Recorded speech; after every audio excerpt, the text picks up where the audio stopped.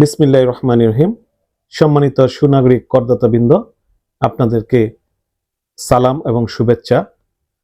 আজকে আমি যে বিষয়টা নিয়ে আলোচনা করব অত্যন্ত সংক্ষিপ্ত উপায়ে আপনারা যেন বিষয়টা নিয়ে ভাবতে পারেন।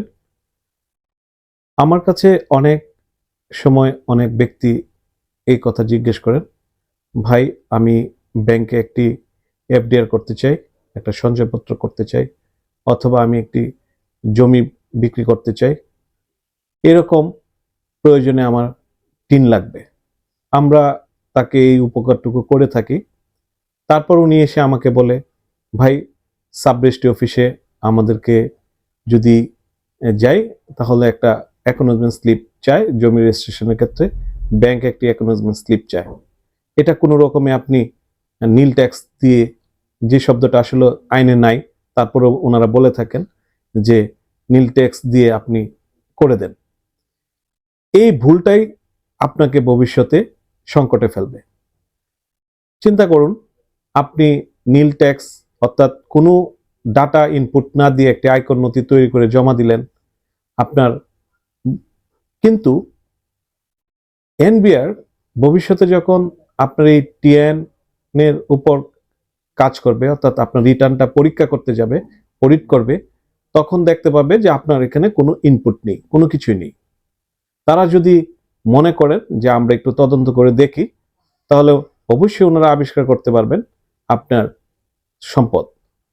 সেই আবিষ্কার করার সময় হয়তো আপনার সঞ্চয়পত্র 20 লাখ টাকা বা 10 লাখ টাকার একটা সঞ্চয়পত্র ক্রয় করেছেন, কিন্তু আপনি আপনার ফাইলে এটা প্রদর্শন করার একটা সুযোগ ছিল। প্রথম ফাইল হিসেবে আপনি যেটাকে আপনি আমাকে রিকোয়েস্ট করে নীল রিটার্ন বানিয়ে নিয়েছেন, বা অন্য কোনো কর উপদেষ্টার বা একজন অদক্ষ অথবা দলিল লেখক দ্বারা বিভিন্ন উপায়ে আমরা দেখি, বা কম্পিউটার দোকান থেকে অনেকে রিটার্ন ফিল আপ করে থাকেন, নীল রিটার্ন করে থাকেন। এই যে ভুলটা করলেন, সেই ভুলটার খেসারত আপনি কিভাবে দিবেন, এই সম্পর্কে মূলত একটি কথা বলতে চাই। সেটা হলো, আপনি প্রথম রিটার্নে চাইলেই আপনি দীর্ঘদিনের সঞ্চয় হিসাবে 5, 7, 10 লাখ টাকা দেখাতে পারতেন।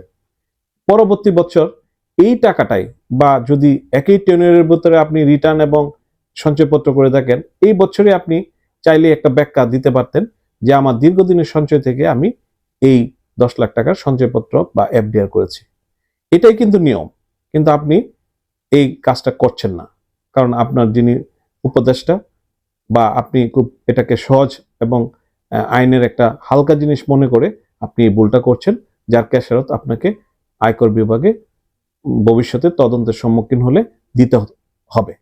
আরেকটি বিষয় আমরা দেখে থাকি, একজন ব্যক্তি জমি বিক্রি করার জন্য উনি কোনো রকম হয়তো কোনো কম্পিউটার দোকান বা কোনো দলিল লেখক বা একজন সাধারণ মানের একটা পরামর্শকের কাছ থেকে একটি যেন তেন রিটার্ন করে একটা স্লিপ নিয়ে সাব রেজিস্ট্রার সাহেবকে দিয়ে থাকেন।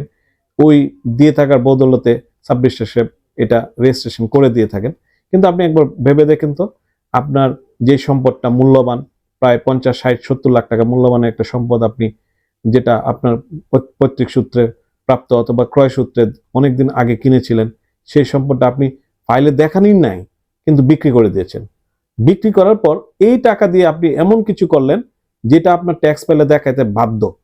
তখন কিন্তু আপনি এই যে সম্পদটি আপনি পূর্বের রিটার্নে দেখান নাই, সেই কারণে আপনাকে খেসারত দিতে হবে।